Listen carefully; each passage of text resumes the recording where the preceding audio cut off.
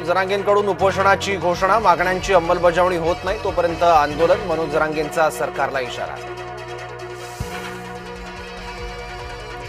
मराठा समाजासाठी शेवटपर्यंत लढणार, आरक्षणाचा गुलाल पडल्याशिवाय हटणार नाही, मनोज जरांगे यांची घोषणा.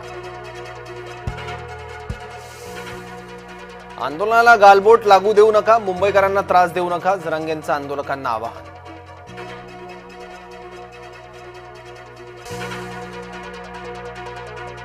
मनोज जरांगेंची मागणी, ओबीसींचं आरक्षण संपवणारी, लक्ष्मण आखेंचा जरांगेंवर निशाणा, ओबीसीतूनच आरक्षणाची मागणी बेकायदा असल्याचंही विधान.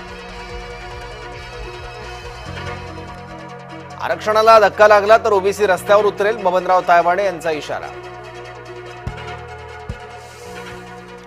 इतर आरक्षणाला धक्का न लावता मराठा आरक्षण देण्याची भूमिका, मराठा उपसमितीचे अध्यक्ष विखे पाटलांची प्रतिक्रिया.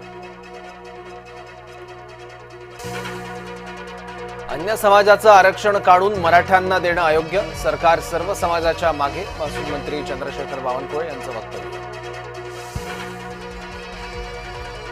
जरांगेंच्या खांद्यावर बंदूक ठेवून राजकारण केलं जातंय, संजय राऊतांचा महायुतीला टोला.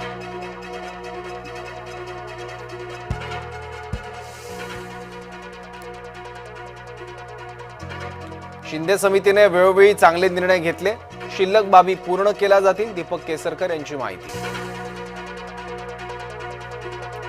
आरक्षणासाठी मुख्यमंत्र्यांकडून न्याय तर विरोधक भूमिकाहीन, केशव उपाध्यायांची मवियावर टीका.